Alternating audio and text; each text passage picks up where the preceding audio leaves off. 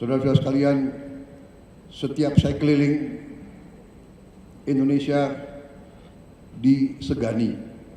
Jadi saya memang menikmati mungkin usaha kerja keras pemerintah-pemerintah yang sebelumnya. Karena saya hadir di KTT tersebut kurang 1 bulan berkuasa. Kurang 1 bulan menjabat, saya sudah dihormati. Bukan Prabowo yang dihormati, Indonesia yang dihormati. Dan dalam forum ekonomi tersebut, kenapa Indonesia dihormati? Indonesia dihormati karena ekonomi Indonesia dianggap berhasil dengan sangat cemerlang.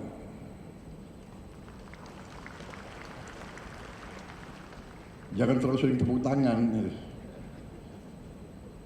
Kampanye udah selesai. Jadi saudara-saudara, benar, ini serius. Saya tuh merasa sampai karena mereka begitu melihat ke Indonesia, negara-negara Amerika Latin, negara-negara Afrika, semua sekarang minta diundang ke Indonesia. Bulan Januari Presiden Angola minta ke Indonesia. Bulan Februari Presiden Kongo, Democratic Republic of Congo,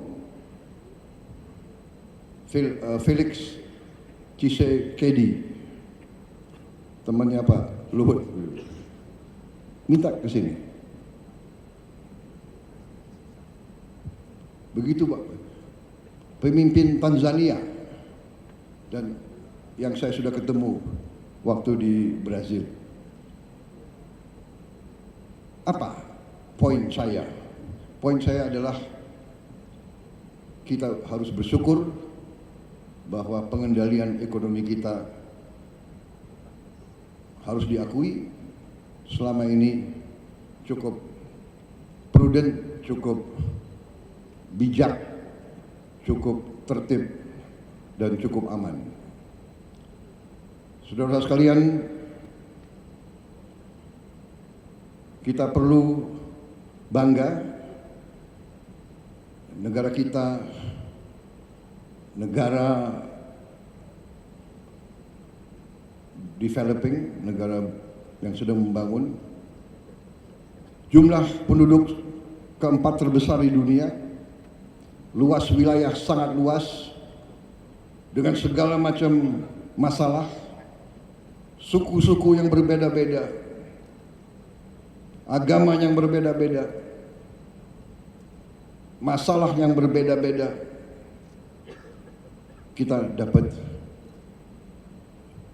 membawa bangsa kita sampai ke sekarang. Inflasi yang sangat rendah, pertumbuhan di atas rata-rata dunia. Saya bangga kenapa? Tiap saya keliling, sejak saya Menteri Pertahanan, kita disegani kenapa? Negara sebesar kita, negara yang sedang membangun, kita terkenal tidak pernah default. Banyak negara yang seperti kita, defaultnya ada yang 5 kali, 10 kali, ada yang 13 kali default. Negara yang termasuk industri yang maju, teknologi yang maju, inflasinya pun di atas 60%. Ketidakstabilan ekonomi di banyak negara-negara itu membuat situasi kita, situasi yang patut kita syukuri, bukan untuk kita euforia, bukan untuk kita lengah, justru untuk kita semakin hati-hati. Indonesia berada dalam posisi yang perlu kita jaga bersama, karena kondisi geopolitik dunia sedang dalam keadaan yang cukup peka dan cukup bisa dikatakan penuh ketidakpastian. Tapi kalau kita lihat perkembangan akhir-akhir ini, memang ada peningkatan ketegangan di Ukraina,